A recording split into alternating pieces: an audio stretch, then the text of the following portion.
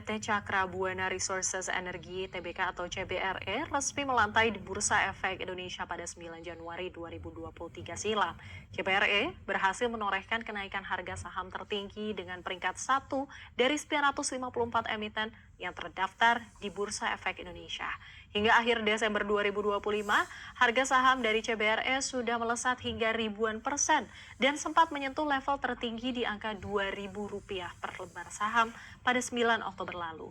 Kenaikan harga saham CBRE sejalan dengan peningkatan kinerja dan aksi korporasi yang tengah dijalankan perseroan. Untuk mengulasnya, sudah hadir di studio CNBC Indonesia, Bapak Sumito Husin Giman, selaku Presiden Direktur dari PT Cakra Buana Resources Energi TBK atau CBRE. Halo Pak Sumito, apa kabar?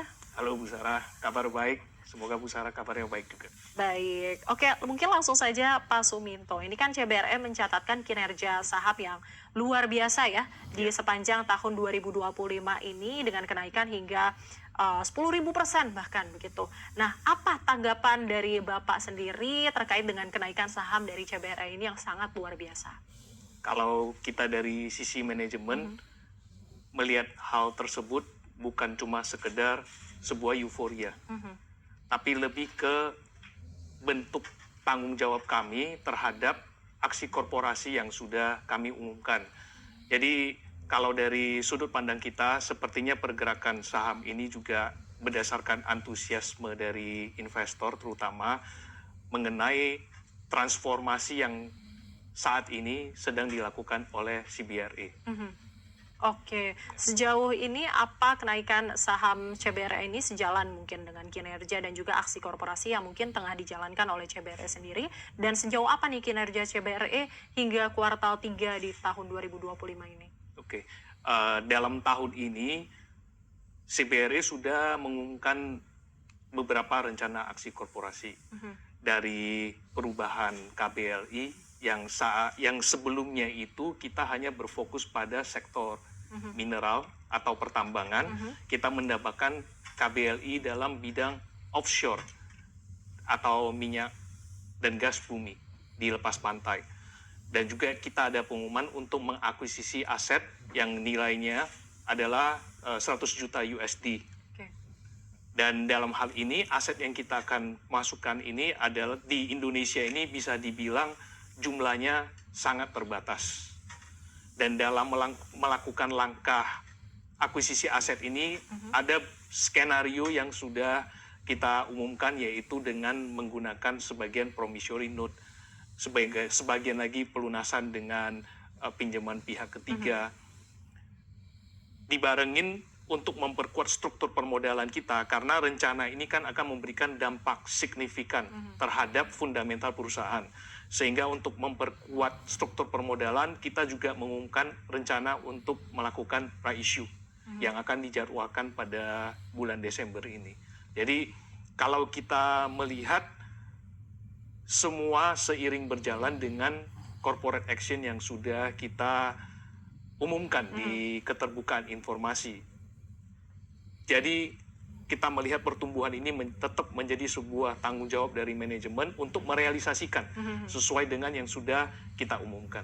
Baik, ini selanjutnya kita tahu bahwa memang CBRE ini sangat luar biasa begitu ya kinerjanya. Tapi ada juga yang mungkin lebih menantang, yaitu menjaga momentum. Nah, kalau dari CBRE sendiri, ini bagaimana sih caranya untuk menjaga momentum positif ini agar kinerja saham tetap berkelanjutan di tahun-tahun mendatang? Oke, ada beberapa hal ya dan sudut pandang, terutama yang paling penting itu sebenarnya kita harus bisa memenuhi semua persyaratan dari bursa dan OJK, sehingga semua kebutuhan administratif jika sudah dipenuhi, timeline kita tidak mundur dan sesuai dengan rencana yang sudah kita umumkan. Yang kedua, setelah terrealisasi corporate action ini, kita harus bisa mempertahankan atau meningkatkan dari sisi fundamental perusahaan. Sehingga dengan adanya bentuk itu, kepercayaan investor terhadap kita akan terus bertambah. Setelah mempertahankan basic ini, kita harus konsisten juga terhadap rencana corporate action kita setiap tahun, sehingga pertumbuhan perusahaan itu tetap tercatat ada di setiap tahun, bukan hanya stagnan. Karena kalau bisa dilihat, kembali lagi CBRE sedang melakukan transformasi yang cukup besar dan signifikan yang sampai mempengaruhi kami untuk menambah KBLI kita.